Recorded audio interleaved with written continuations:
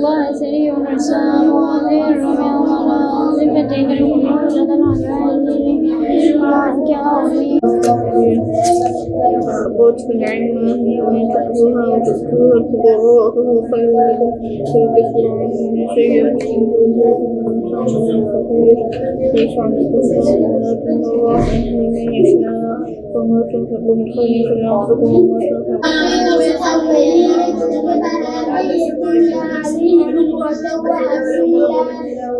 Evet, Diyarbakır Hafız İmam Hatip Ortaokulu, Diyarbakır'ın tek proje Hafız İmam Hatip Ortaokulu. Okulumuz örgün eğitimle birlikte hafızlık projesinin uygulandığı yegane bir kurumdur. Okulumuza sınavla öğrencileri alıyoruz. 4. sınıfı bitirmiş, ilkokul mezunu olan öğrenciler Mayıs ayında yapacağımız akademik sınavı geçen öğrenciler bu projeye dahil oluyor ve öğrenciler akademik kayıpları olmadan, sınıf kayıpları olmadan hem hafızlıklarını hem de örgün eğitimlerini bitirmiş oluyorlar. Yani fen dersleri, matematik dersleri, normal bir okul müfredatında ne varsa bizim okulda da bu var. Üstüne bir de hafızlık eğitimi alıyor çocuklar. Severek, isteyerek, gönüllü olarak. Yani bugüne kadar 70'e yakın öğrencimiz hafız oldu. Tabi bununla beraber LGS başarılarımız da var. Geçen sene Diyarbakır'da il birincisi olduk, Allah'a hamdolsun. Birinci olanlar genelde hafız öğrencilerimiz.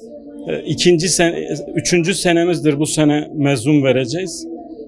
2 sene de hafız öğrencilerimiz fen lisesine gittiler, kazandılar. Allah'a hamdü senalar olsun. Yani hiçbir kayba uğramadan örgün eğitimle birlikte hafızlıklarını tamamlıyorlar burada çocuklarımız. Şimdi Mayıs ayında, Mayıs'ın 24'ünde kendi okulumuzda bu sınavı yapacağız. Seçeceğiz öğrencilerimizi. Geçen sene de yoğun bir taleple karşılaştık. Ancak 45 öğrenci alacağız. Sınavımızda 4. sınıf müfredatından sorular olacak. Yani matematik, Türkçe, fen, sosyal ve din kültüründen 60 soru sorulacak. Ve ilk 60 öğrenciyi okulumuza ön kayıtla alacağız. Bir yaz kursu sonunda mülakatımız var. Bu mülakatı da geçen 45 öğrenci okulumuza kayıt yapmış olacak. Bu şekilde.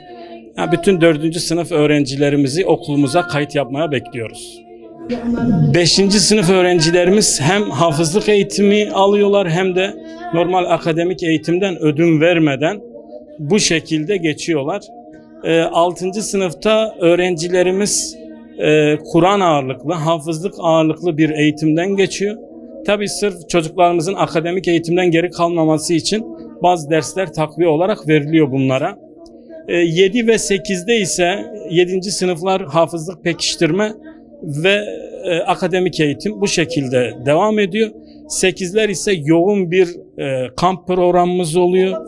LGS'ye çocuklarımızı ciddi bir şekilde hazırlıyoruz. Yatılı kamplarımız oluyor. Ve Allah'ın izniyle diyoruz ki bu konuda iddialıyız. Çocuklarımız inşallah hem Kur'an'la hemhal olan bir hayata giriş yapmış oluyorlar. Hem de akademik eğitim anlamında da ciddi bir eğitimden geçiyorlar.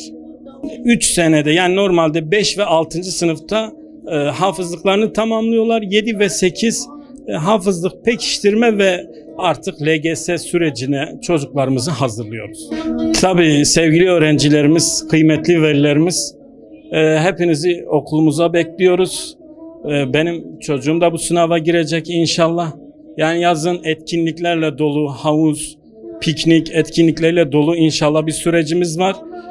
Normal okul sürecinde de etkinliklerimiz oluyor. Çocuklarımız aile ortamında, buna da dikkati çekerim. Hem İslami ilimlerde bir mesafe kat ediyorlar hafızlıkta, hem de akademik eğitimden de geri kalmıyorlar. Bütün çocuklarımızı, öğrencilerimizi bekliyoruz.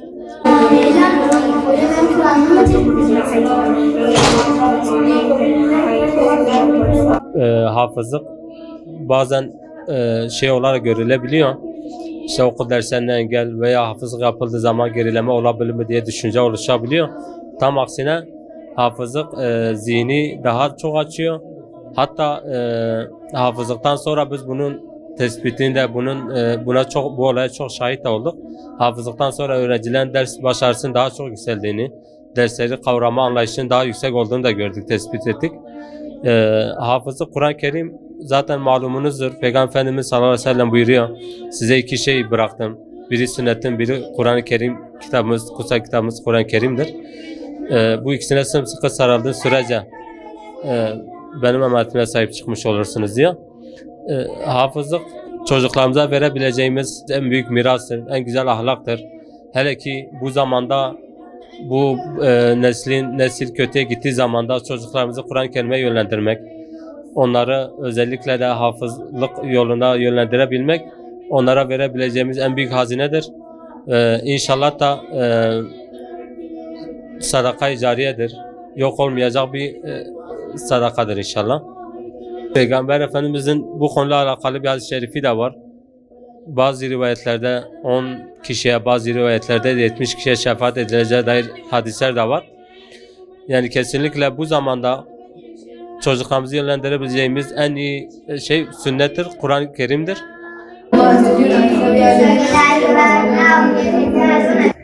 Ben bu okula yaklaşık 2 senedir buradayım. Burada hem hafızlığımı yapıyorum hem akademik derslerimi görüyorum. Bu okuldan çok memnunum. Tüm kardeşlerimizi bekliyoruz. Ben 2 yıldan beridir burada hafızlık yapıyorum. Okulumuz güzel, arkadaşlarım da gayet iyi.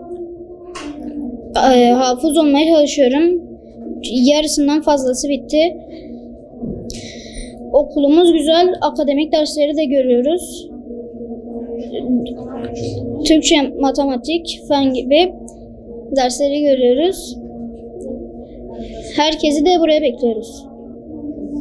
Bizim diğer okullardan farkımız hem aynı zamanda akademik görüyoruz hem de aynı zamanda hafızlık yapıyoruz.